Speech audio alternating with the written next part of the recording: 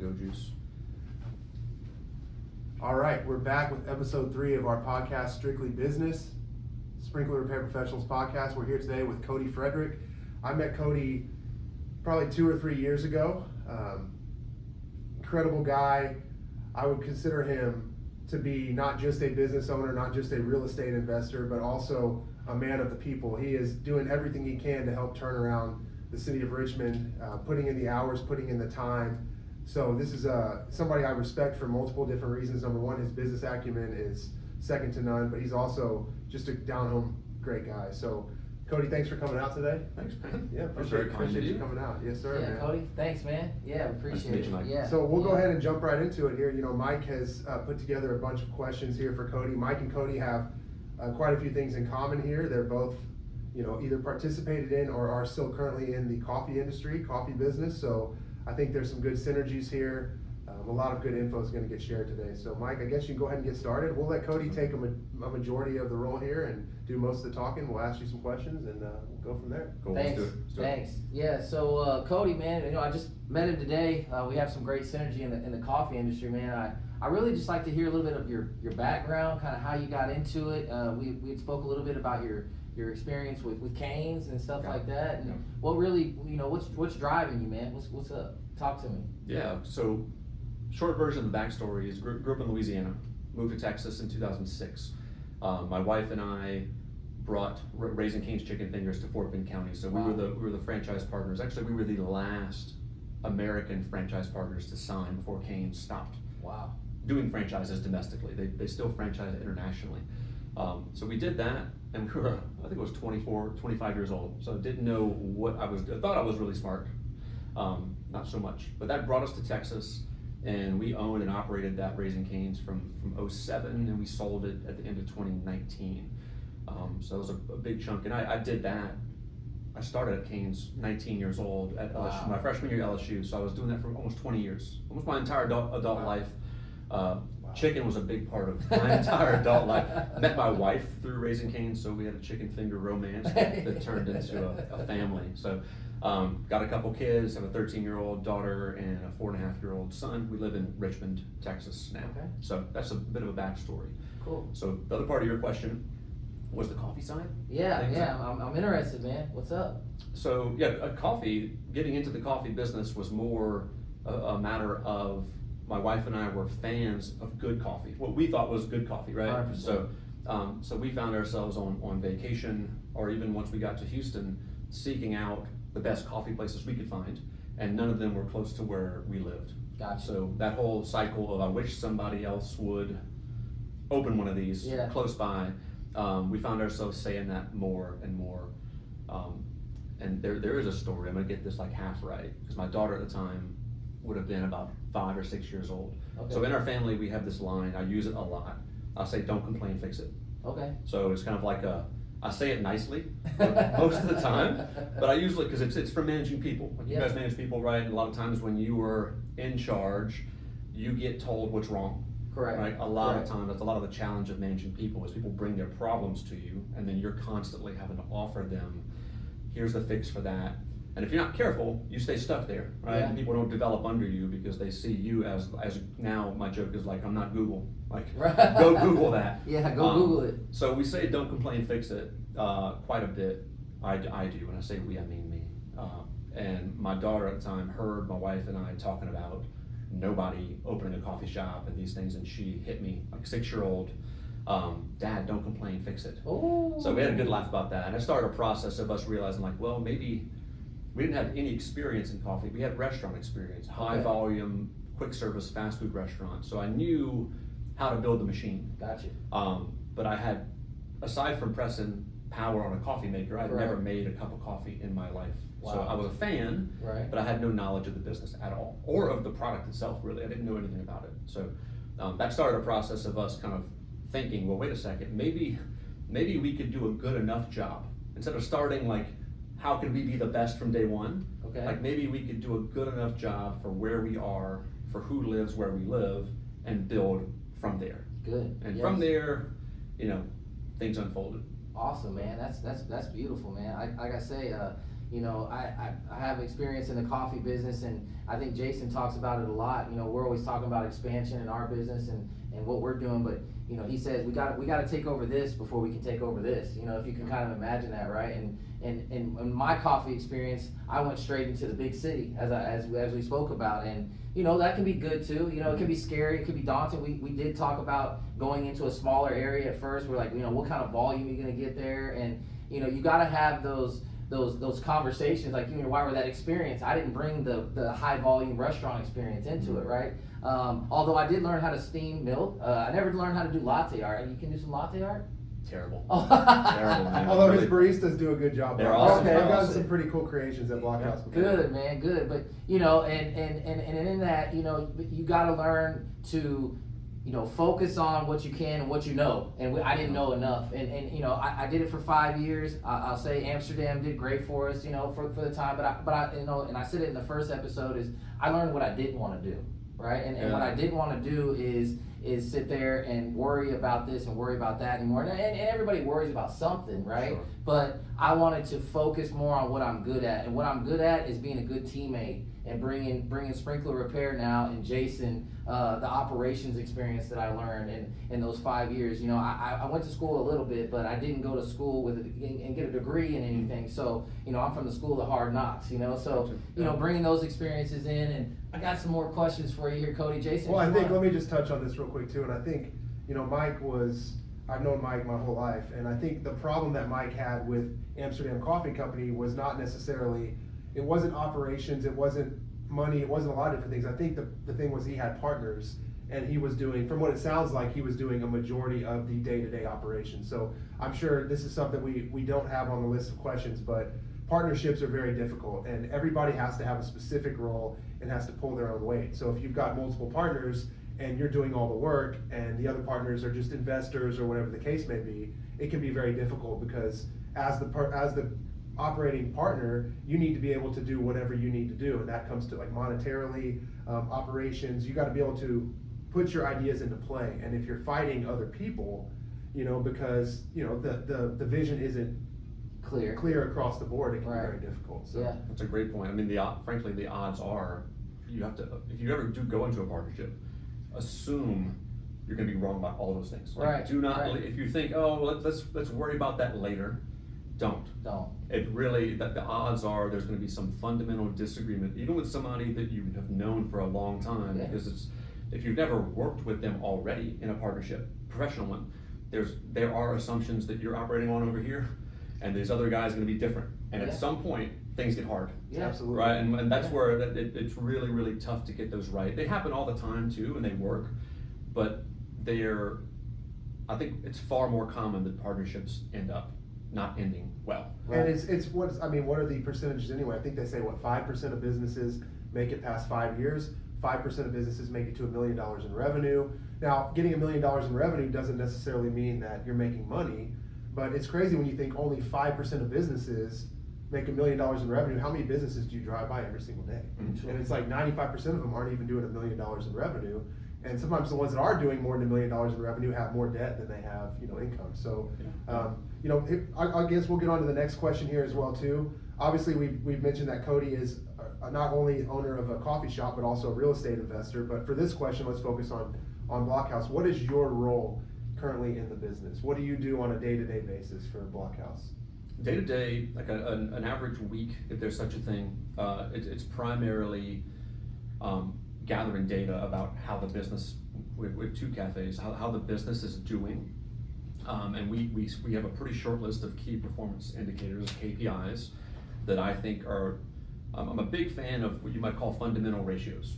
So meaning like there's a zillion things you could track in every kind of business, and now there's a software for 100%. business intelligence. No offense to the business intelligence people out there. But you know, when there's a fire hose of data coming at you, you're not doing anything with it, right? You're just so busy trying to just track everything that there's no time or energy left over to act on it. So I'm always on guard against trying to track too many things. Absolutely. I'm very vulnerable to wanting that. It makes me feel like I know more, but then if there's no action happening, especially when there's a tight feedback loop, because there's just certain things in your business where like you want to know daily, certain things you want to know weekly. So I spend most of my time reviewing those things. So we have a real simple dashboard that we use. That I think it's 4 main items that we track, and with each location has a manager, and there's an assistant that works under them. So I want in their minds when they walk into work each day, those 3 or 4 items to be wondering, like, how did yesterday go versus what we thought it would be like, and then what are we going to do today to make sure today goes as close to plan as possible. So that's our. I want that tight feedback loop on the fundamentals. So I do that a lot, and then on the cash management and strategy and goal setting side, that's most of what I do. And then there's a component, you even mentioned this before we started recording, is checking on the team. Like I schedule check-ins, and sometimes most of my team are young, so most of them are under 25 years old, so they respond well to text messages and things like that. If I show up as the owner at a cafe too much, it gets weird for them. So it's funny, I don't go into the cafe as much as maybe you might think, because I don't want them to behave differently just because I'm there. Absolutely.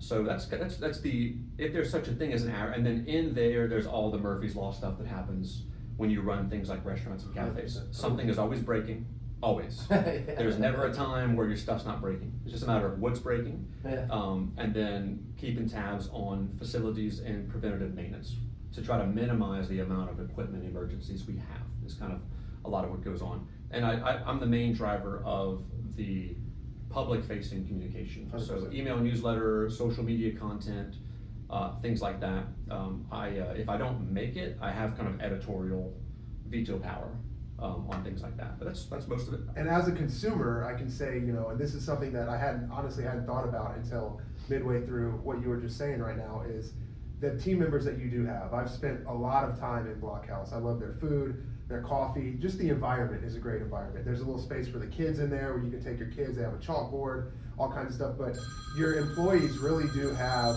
a Cane's type mentality, or like a Chick-fil-A or a Cane's. Like, you have good employees working there, they're young, they're happy. I mean, I'm sure there's times when people don't show up, but you can go in there on a day-to-day basis and you can expect the same people to be in there. I always appreciated the fact that I would walk in, they knew my name, they knew my order, they knew what it was just very friendly environment. Hey, go sit outside, we'll bring your food to you, we'll bring your drinks to you. So that's very much like, I believe, the Cane's model, right, is getting good team members. And you're not gonna go into a Cane's Chicken or a Chick-fil-A and see somebody with like Band-Aids on their fingers and stuff. It's gonna be a clean environment. And so I think obviously what you're doing is promoting that same type of environment with your coffee house, and I think it's incredible, man. I can name all the employees. I'm not going to, but I know the employees, and it's always refreshing to see them. It's a lesson I learned. So the guy who started raising Cane's, Todd Graves, whenever I first started working at Cane's, we had 6 locations, and they're all we were quite small. So, and Todd's about 10 years older than I am, and I was 19, he was 29, but I don't know why. He just had this level of wisdom about him at that age. Still don't know how. It's a gift he has. But he said something to me, something like, we want to hire people on character and not skill or experience, right? Absolutely. And now later I've heard it said different ways. It's like, you can work, like if somebody has a great attitude, like they're coachable, they want to get better, like they say, because I am who I am, I want to do a good job.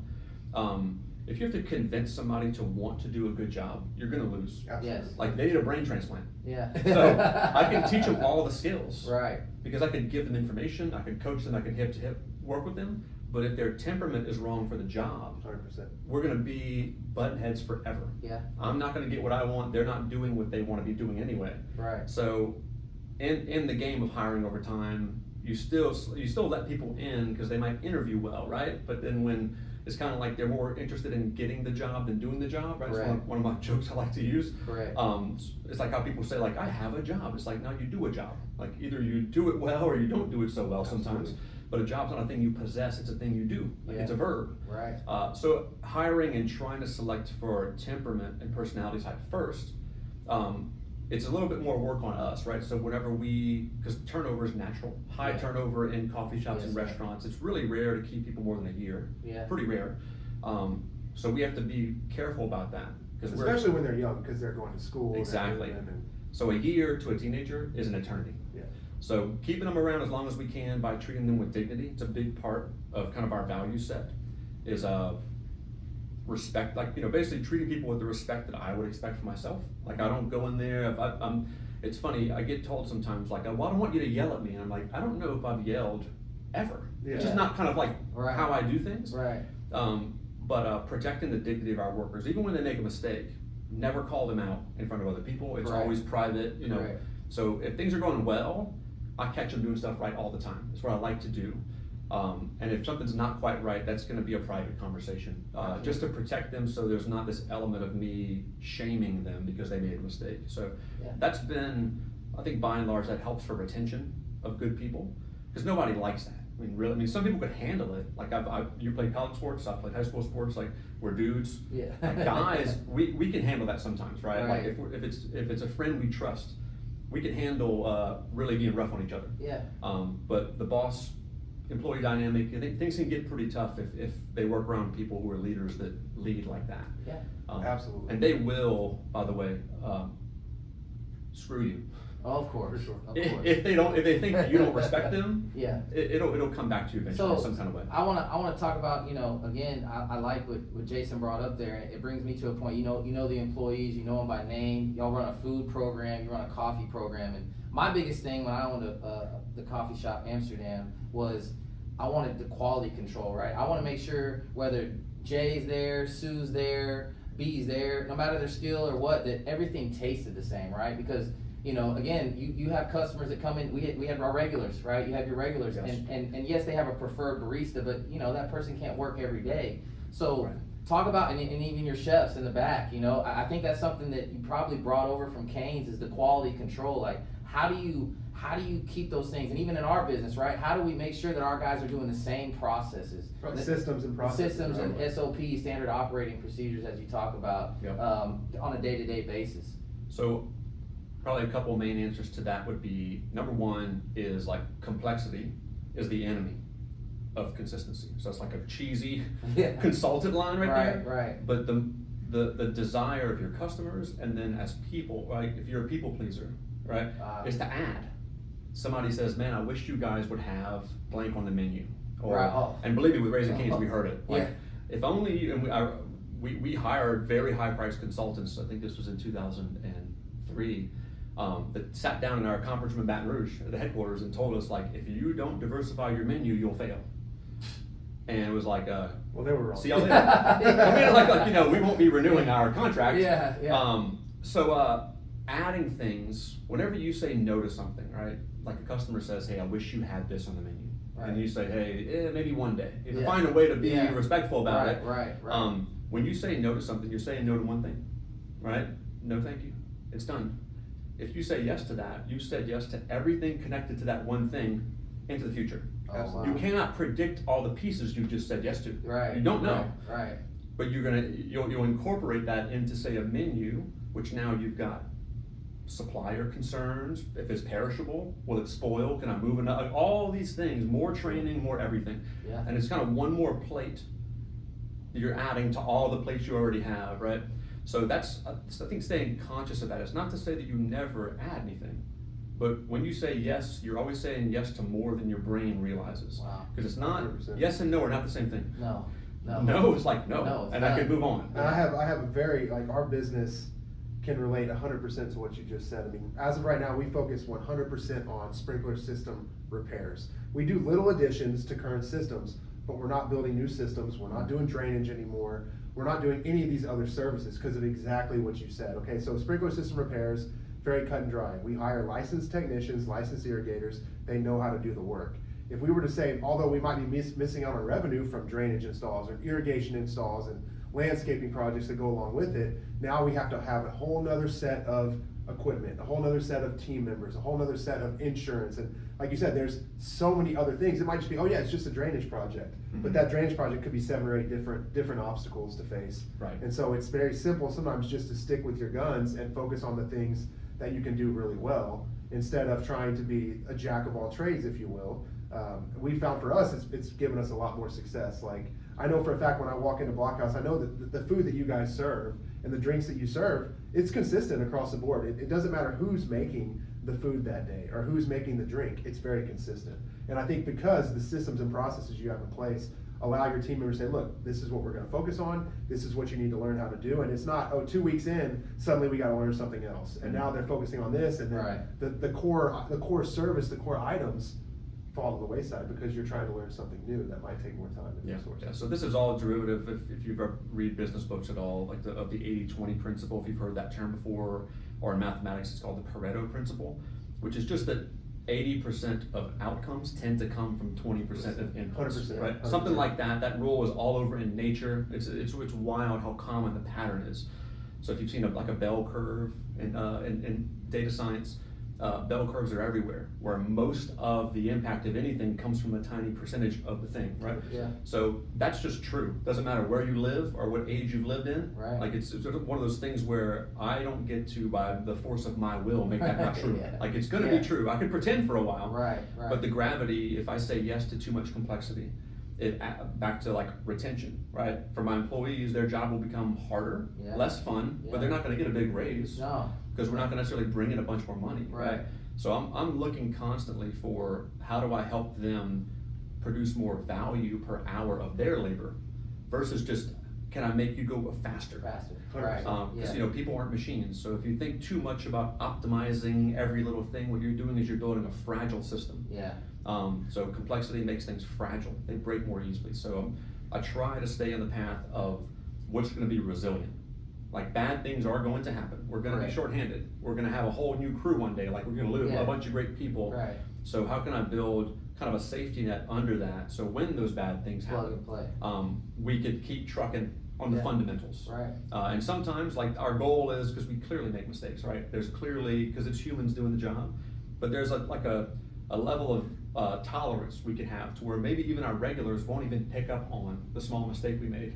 And that's, to me, that's like, okay, that's our insurance policy. Absolutely. And then the layer on top of that is trying to be as people-centered as we can, like not having just transactional relationships with customers and building, every business says this, but like it's really hard for people to really like you, Yeah. right? Like the people behind the business. Yes. So we work very hard on that because I know we're gonna make mistakes. Yeah. So if somebody sees us, they know that we're good people. When we do make a mistake, you'll let me know, Yeah. and we'll fix it. Yeah. And you can trust that. Yeah. Like you're not gonna just complain into the abyss somewhere. Yeah.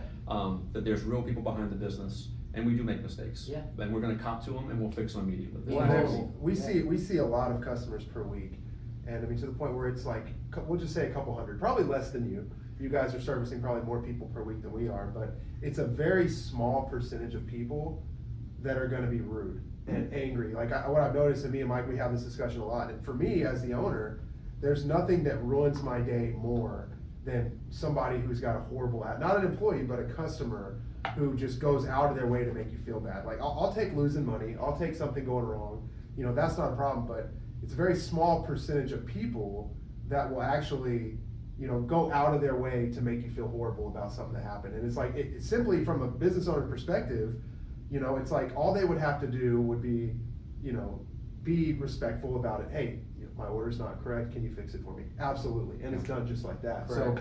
how do keeping your team members from getting flustered when in the face of that adversity is very difficult That's as well hard. too, That's because hard. Yeah. you get the he said, she said, the back and forth, and I'm sure, moving forward, all of our phone calls are gonna be recorded, right? Everything's gonna be in the system recorded, so we're gonna know, if we said something, they say you didn't say that, we have it locked up. You guys, you have cameras, I'm sure, in your business for multiple reasons, but you can go back and watch the tape and say, hey, this is how somebody responded Yep. in this. And so I just think it's having an environment where everybody on your team is just happy and not flustered, not stressed out because they're trying to do 20 different things. When that adversity does come up, it makes it just a little bit easier for everybody just to kind of take a deep breath Yes. and take it in, because it's very few, maybe 1% of the people, maybe 5% of the people will leave you a positive review.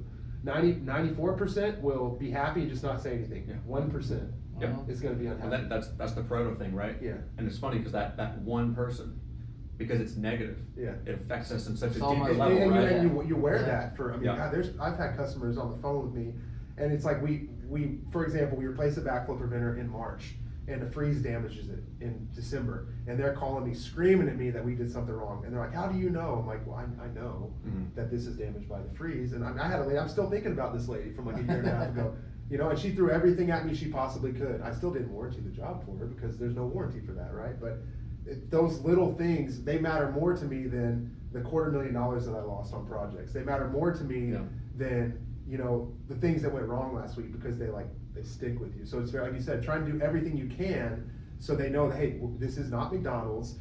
What's that saying? I know you've heard this before, right? If you go to McDonald's and they mess up your order, you'll complain, you'll go back the next week. But if you go to a small business and they mess up your order, you'll never go again, right? Oh, Now, some people, right? Because it's like you feel more connection to that small business, like, oh, you know, so-and-so didn't do this right, it's their fault. When it's McDonald's, they just know. Oh, it's McDonald's, and they say that with small businesses, people like to walk in and say, I know the owner of this business, exactly. right? That's a huge part of the value. Yeah, the value, that's why they're there supporting it, but then when you screw something up, or they have to wait, you know, in our instance, you know, we get busy on Saturdays and they have to wait a little bit, but they'll sit at Starbucks and wait on their phone and do whatever for 30 minutes waiting for a cup of coffee, whereas walking into my, you know, coffee shop, if they have to wait 2 minutes, they're up in arms. So yeah, it's that personal connection, I believe. Yeah. So I think knowing that that's just true, and then conforming your expectations, your SOPs around that truth, right? Absolutely. Yeah. So like in our case, if we make a mistake and the customer is genuinely unhappy, I've always told, whether it's Raising Cane's or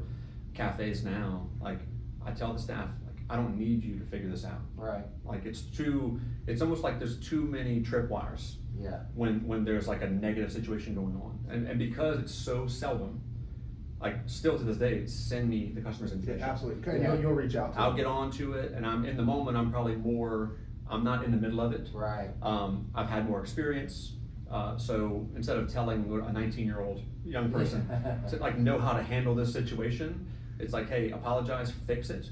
And in our case, it's like just give them whatever they need. You know, like give them the order, whatever. From a real dollar standpoint, in our case, it's really a marginal cost for us. And I see that like that's the cost of protecting that employee from that bad experience. Absolutely. And then them having that emotional baggage that you don't want your team members. That's for us to take. That's our job. You know, we're the ones to take that. So this is like I said, that for me, that's the biggest issue that I have at this point in the business is just the stress that comes with that. I think if you care, it never goes away. Yeah. Right. And you don't want to be a sociopath, I don't think. Like, you want to care to some degree. I think it's like, figuring out like how to care, know when you get that information, you're going to feel those feelings, right? They will pass through you. But it's like, you know, can I act on this? Is there something I could do, or can I not fix this situation and then make peace with that? If you even in the craziest situations, there is some validity to everything, and it's like, well, although yes, I'm feeling the stress, what can we do to make this a little bit better? That's it. So next time, it's not as crazy. That's it. So part of it. Shifting gears here, we're talking employees, retention and stuff. Let's talk about the ever so rising cost of goods, especially in the coffee world, right? You know, cost of plastic cups, the cost of milk. How'd you handle that? How did you, as a small business, I think we came to, you know, you went through COVID and after COVID, and just talk a little bit about how did you raise prices? You know, coffee, it's hard to raise a price. I remember even us, you know, it was like 5 cents here, 10 cents here, and this latte costs $6. Well, you know, how did you? I think it goes back to your experience with Cane's, right? And learning like how to do that and when to do that and what was right and what was wrong. Talk about how you did that. Yeah. So in this case, it's interesting because like the Cane's experience, Todd, the founder, was from the get-go very price sensitive. Like what he was trying to do, I didn't know this, I was too young to perceive it. As the company grew, as our footprint grew, right, more locations around, we would raise prices literally only when we really had to. So it might be every 2 or 3 years we would raise menu prices. Our menu was so small that customers would notice. Yeah. So people got, like, they knew their box combo cost exactly this much money. Yeah. And he was very sensitive to it, and that rubbed off on me. I didn't know any better, right? It wasn't a bad thing, but in his mind, he wanted to be pound for pound the best value for the dollar from a quality standpoint. Now, the average customer doesn't think like this, but we were giving you the most ounces of protein. People don't think like that, but that's how internally we're like, no, we're actually giving you way more chicken than Chick-fil-A does. Okay. But he was very price conscious. And it was a big deal. When we raised prices, we would do this customer education campaign. It was a big thing. And a couple of us were like, I think we're kind of overthinking this a little bit. Because we go around, like, it was like McDonald's raises prices every year. Yeah. Every year. It's Yeah. like predetermined, whether the commodity costs are up or not. Right. It's how their sales always go up. Like 3% every year, doesn't matter. Wow. But they have so many menu items that they can do parts of the menu and you don't really notice it, right? So it's not the Wow. whole menu. And they're just really sophisticated about it. So I got into coffee and I brought that price sensitivity with me, I think unnecessarily. Okay. Because we're small, we don't have scale, right? So we don't have purchasing power. Got you. And we don't roast, right? So Right. we are buying roasted beans. So we're very much a reseller. We're kind of like in the place business. Like we're Right. creating an environment, Right. and the food and the coffee is what brings people in. But we're not making all kinds of things from scratch constantly, right? So Right. I've got to be very honest about my internal costs Yeah. and how that translates to the menu. And sometimes, and COVID was one of these times, it's like either you acknowledge that reality Yeah. and you price things the way they have to be priced, Correct. or you just don't, it's just a nonprofit and you run out of money. Like there's no other way Yeah. to do it. Yeah. So that's where, and yeah, I mean, there's always gonna be, it goes back to the 80-20 rule, right? Some customers are gonna be pretty pissed off, Yeah. right? Most customers aren't. They're gonna understand. The customers you want. I understand, yeah. And I'll be, I won't name names, but there are some customers that like, you just don't know. In economics, the fancy term for this is price elasticity. Yeah. Right? So that just means like you don't really totally know where, like, okay, this is an okay price, and oh no, not that. You don't know. You don't. And it's not true for everybody. Correct. So there's the spectrum of customers, right? How price sensitive they are about certain things. Like, I don't know, for coffee, I don't even look at the price because I Right. really like it, right? Or somebody, right. I'm learning slowly about like whiskey.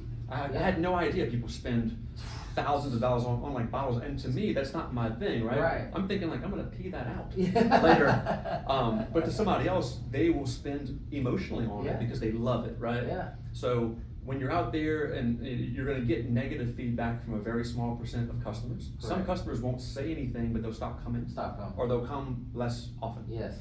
But then most customers, if they like what you're doing, it's not like you're the only business who has to raise prices, right? Correct that. I think the key is like, it goes back to dignity and respect. So I don't raise prices to go buy a beach house. Correct. Like, we have to maintain a certain margin in our Or we business. won't be here anymore. Or we can't hang around. Yeah.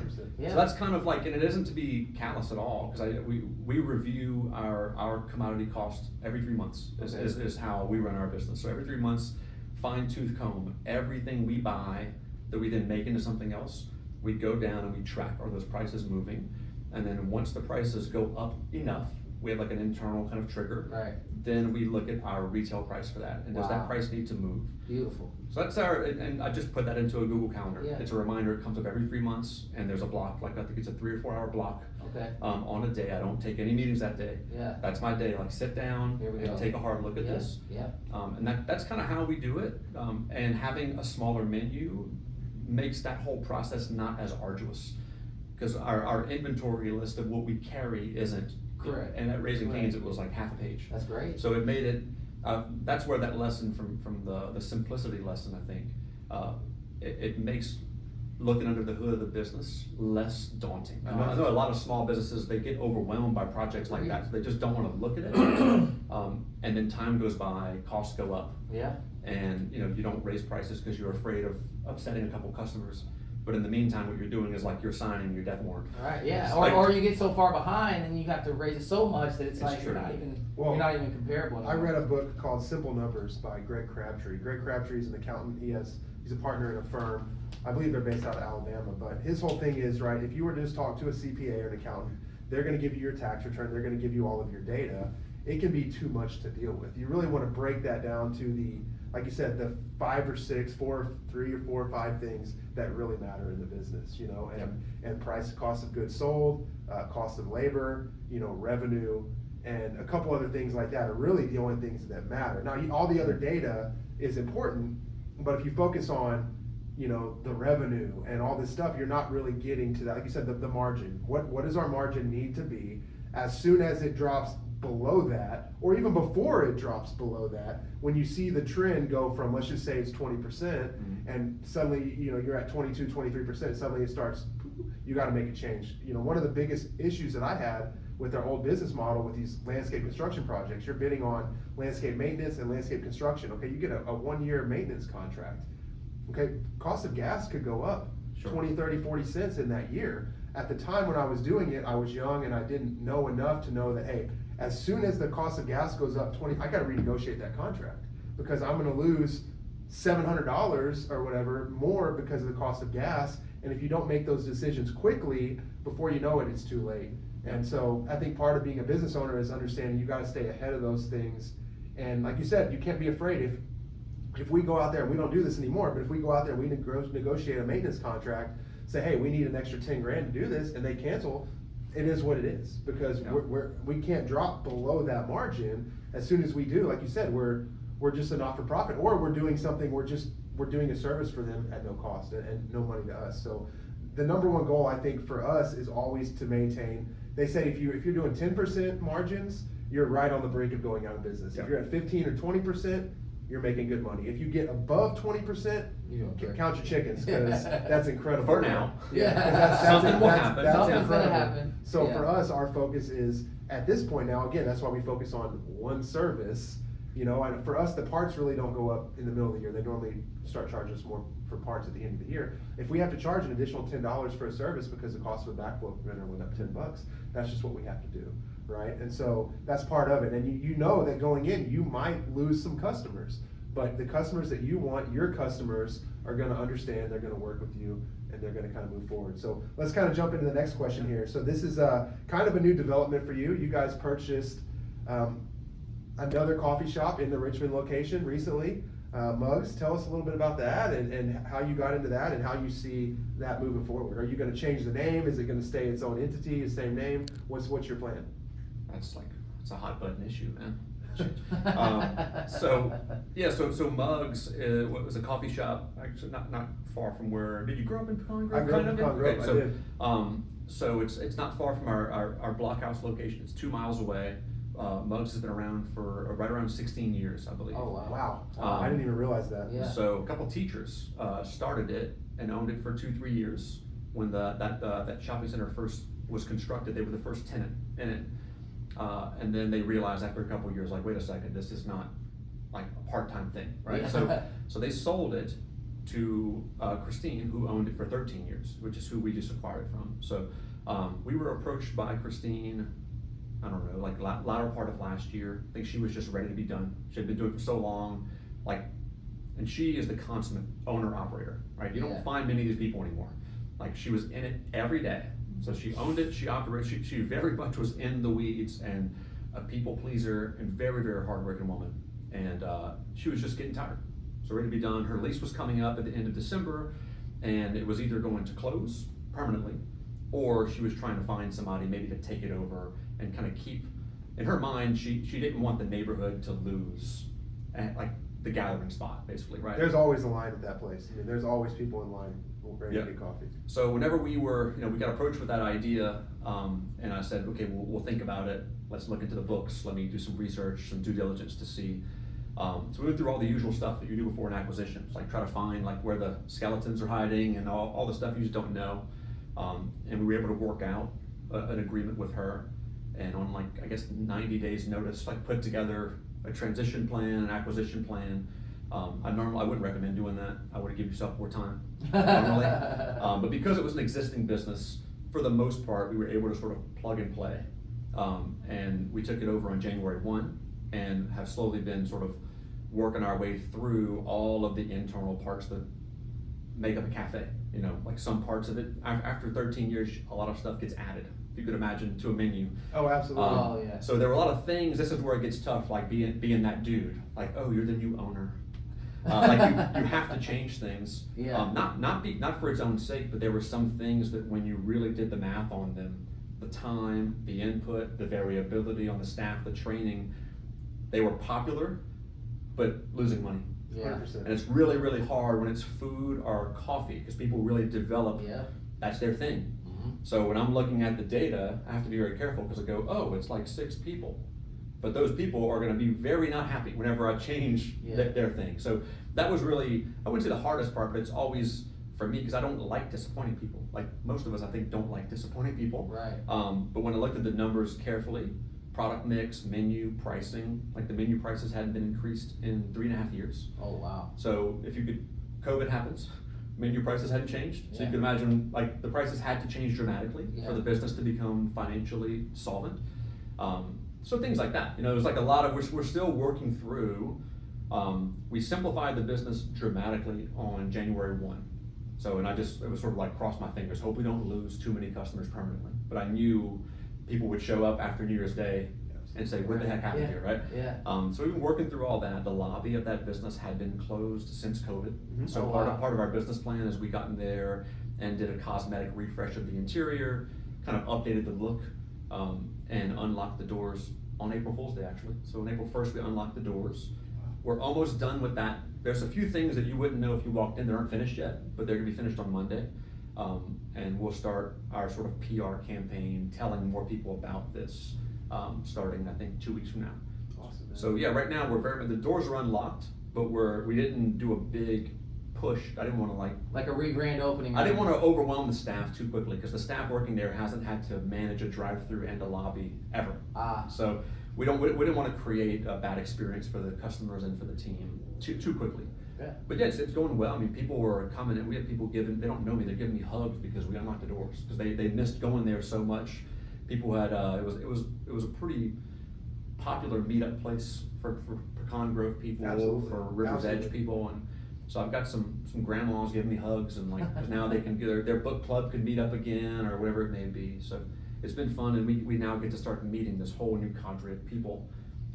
It's funny, you would say, well, we have a cafe 2 miles away, wouldn't they already know? No. And it's not how it works. It's crazy, No, just it's 2 not. miles difference can be a whole different clientele. Yeah, so we're meeting Yeah. just tons of new great people. So our business plan is basically do a River's Edge Pecan Grove version of what we've done with Blockhouse. Right, It has to be right. people centered, keep the product consistency as best as we can, but just blocking and tackling basic fundamentals every day, just execute. And then build those relationships over time and see where it goes. So changing the name, I don't have a decision on that yet. So I'm not lying, because people look at me weird whenever I say that. Like, I don't know, because there's pros and cons to doing that stuff. Right. So we're taking it slow right now and focusing right now on product quality and service quality right now. And the name doesn't change anything, as far as, even if you did change it, if you don't change it, as long as it's the same environment, you know what I mean? That people know it as Mugs, and Yeah, I think our fundamental value proposition that we are offering people is gathering place for community. Yeah. That's actually that's the That's product. coffee, yeah. Like the coffee and the food is like the hook, Yeah, kind of. right. But fundamentally, it's like my wife and I believe pretty strongly. Part of it's because of where we grew up; it's more common. But when we came to Texas, for all the opportunities that it presents, like being here, we could tell how new everything is. Like, so many people moving here from other places. Even the buildings are all new, and when things get built so fast, so new, there's not time for like roots to set in. Yeah. Now, if you grew up here, it probably feels different in its own way, right? absolutely. Right. But we noticed, because everything's new, you haven't had time for these places to develop. Where, I mean, I guess like HEB, like you bump into people at the grocery store maybe, Yeah, but right. you don't have as many of those places where Right. people can form stories and make memories and things like that. So we feel pretty passionate about like helping create as many of those kinds of places as we can, whether it's directly through us or we invest with other people or consult with other people. So I think that's the building blocks of like a really strong community. You need those things to be Yeah. there. And to touch directly on that, this is something that you and I have actually kind of been talking about for a year or two, because there's a new business that just opened up in your Jackson 7th location, Lit Book Bar. Yeah. And I know Jillian and Chris really well. You've known them for a long time. We actually had this conversation, you and I, last weekend, about how the books are like the hook for that place, right? The books, it's the environment. So this is a new location that just opened up, what, 2 doors down from you, or is it right Next to door, you? next door to the coffee shop. And it's an incredible place. If you guys haven't been there yet, you need to check them out. It's called Lit Book Bar. They have lots of books in there, incredible drinks. The owners were born and raised in this area. Just a great environment, and another place where people can come and make memories. And if you walk inside this place, I don't know how you would explain it. It's the decoration. It's incredible. It's like you just get this feeling. I wouldn't call it like fancy, but at the same time, it's The like, aesthetic is like art like roaring 20s, absolutely. Art Deco. That's what I was trying to, yeah. When I walked into it, I was like, if I was like I don't know, like a rich lord in Europe, like 200 years ago, like my library would look like this. Absolutely. I'd have my Absolutely. smoking jacket and my pipe or whatever, like it's got that kind Absolutely. of, but it's not pretentious at all. Not at It's all. just the aesthetic is really, really, really cool. It's a small, I was there last night, and it's just cool because it's like, it's a bookstore and it's a cocktail bar. Which is, And people I were don't know like, if which one there's- is it? you know, And I'm like, yes, it's both. it's both. So people were like, is it a bar? Oh, it's not a bar. Yeah. I'm like, right, it's a book bar. Book bar. So it's family friendly, it's kid friendly. Absolutely. There's no smoking, so it's like, it's very laid back. It's got, and the people who work there, because it's owner operated, it's hospitable. And that's the word that I really like to hammer in on. Like I didn't think putting a bookstore in our building was a good idea, frankly. So my wife had to talk me into like this thing. Because I was like, I don't know that it's gonna work, and I was very skeptical of the idea, but the more I learned about the books and cocktail thing, and I learned more about the enthusiastic sub-communities like book clubs. I had no idea how many Absolutely. book clubs are out there, right? Absolutely. And they don't have places to go. They don't have that many places to go meet up outside of people's houses. But the joke was like, Jillian told me, she's like, they're already drinking. Yeah. They're just drinking at somebody's house. Yeah. or, Right. Community. Back to the community thing. Yeah, Right. so now there's a waiting list for book clubs that, like, there's no room for them. Like, Right. last night a book club came in, there was like 16 women. And I think they all probably had 2 or 3 drinks. Like, And the drinks are absolutely it's incredible. cool, really, really neat. And Incredible. what I like is we got this with Blockhouse. We still get it. People who walk into Blockhouse for the first time that grew up around the area, they're like, this doesn't belong here. Like, why is this here? And the way, like, they're pleasantly surprised that like a cool thing is in Richmond, right? Yeah. And the first week that Lit opened, I was hanging out inside and I saw it happening over and over again. People walk in and they were like, wait, I didn't think it was like this. Yeah, Like, absolutely. so that's fun when you could see people like get delighted like that. Where I'm very proud of them too, because I grew up with Jillian's brother Luke, and I've known her family. Her parents are incredible. Karen's in there all the time too. She is, I mean, so- just an incredible family, and I'm so excited for them to develop this business, and obviously them working with you. And I know she's been in your ear about it for trying to get in there for a while. And you Years, saw yeah. what the kombucha company was, the one that they moved into Rosenberg, right? Yeah, they expanded. They got that big building right there near 36 in Rosenberg and opened up a spot for Lit Book Bar, and now they have a brick and mortar. So Cody, we've been talking good here, and we've been kind of asking you questions back and forth, and me and Jason, we really appreciate having you here today. And are there any topics or anything, any more advice or anything you'd like to share about upcoming projects you got going on? I know you mentioned your real estate stuff you got going on, and like transforming and writing the story of Richmond. I think that's beautiful. Both growing up in Pecan Grove. Going that way, as they said, we just kind of went to George Park and Sure. really didn't stop along the way. I heard you mention about, the retail along 90 and, just pushing that whole, forming more community and building homes. I think that'd be great. But, just anything else that we didn't talk about that we could cover, we could talk about, or any upcoming project. Obviously, you got mugs going on Yep. that you could touch on here today to close this thing out. Yeah, so we're gonna be busy this year. Mugs is, to us, it's a new business, so there's a lot of work focusing on growing that business. So to touch back on the KPI idea, right? And this is also from Raising Cane's. At Raising Cane's, we had an internal, a line we used, and the core values were sales driven, profit smart. So it's like never take your foot off the gas, right? Ever with growing, but keep in mind, I want to caveat this. Right. There is such a thing as dumb growth, right? So it's not growth at all Absolutely. costs, right? Absolutely. Now, within our business model, so like within we're not gonna grow like how many more coffee shops can we open and somehow think Right. we're cool. Right. I mean, at the coffee shop level, in that business model, how many new customers can we create in this new year? Gotcha. And we have a system for doing that. Like, it's a Okay. methodical system that we follow. It's not patented or anything, but Yeah. sort of proprietary. So implementing that at Mugs, because it takes about 6 months to really build that flywheel. It's like a snowball effect. It's a combination of course, like the interactions within the cafe, Mhm. tracking that as best we can, make sure that customers are getting a good experience. And there's a component that involves direct communication through loyalty programs and things like that with customers. and then our digital footprint on the internet. What people find when they do want to learn about us on the internet. So it's like a three-legged stool Gotcha. that we use to build and optimizing for frequency of visit from customers, first-time visits from customers, and then average spend per visit for customers. So those are things we track a lot. And like, for example, with Blockhouse, it just made 7 years, and Blockhouse has averaged 23% growth per year for 7 years in a row. This is an average. Beautiful. COVID, Yeah. way down for COVID. Year after COVID, I look like a genius because we were Yeah. just getting back to normal. But 23% compound growth at the unit level in restaurants doesn't happen. Never. And at Cane's, with our Cane's in Sugarland, I think we did 19% annual growth for 12 years. Wow. So I think we grew that thing by 400 or 500% total the time we owned it. So this is all back to the kind of the way I was raised by my old French Cajun grandparents. The line is that you grow where you're planted.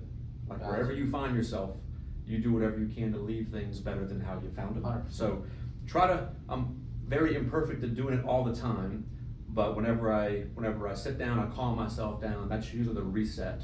Like I find myself getting too stressed about something, or am I distracted, or is this a real opportunity? Right. It's like, all right, is this gonna help take whatever I've already said yes to its next level? So, so incorporating this new business unit into our whole scheme is a big theme for this year. And I've I don't wanna promote this, I'm not for hire, but I've begun to more formally advise and consult people in the industry on profitably growing sales, like building systems that work for what it is they're doing. Gotcha. So just wrapped up a project with a multi-unit bakery chain here in the area, helping them build out their sales growth system. Beautiful. So that was fun. And then building up the media side. Sounds weird, but building up the media side of our business. We started that last year. It's paid huge dividends. I like doing it. Yeah. And profit margins on media are pretty good compared to coffee. So it helps. We're looking for wise ways to monetize the media that we're starting to create now, because the audience is starting to get pretty big. But you have to really be careful about respecting your audience in that process. Of course. I'm not just gonna start running ads Right. left and right, but find monetizing everything. Yeah, we want to create as much value for our customers as we possibly can. Gotcha. In a sustainable way. Yeah. And in some ways, this was a COVID idea. I remember the day the COVID announcement happened, we were on our family ski trip. We were snow skiing. And I asked my wife, I was like, how do we put a coffee shop on the internet? I don't even know how to do that. But people can't come, our whole thing is people come hang out, right. and they can't come. Right. I had that nugget of an idea that day, and I went ski one last time before they shut the mountain down, and I was like, coffee shop on the internet. It stuck in my head for a year and a half.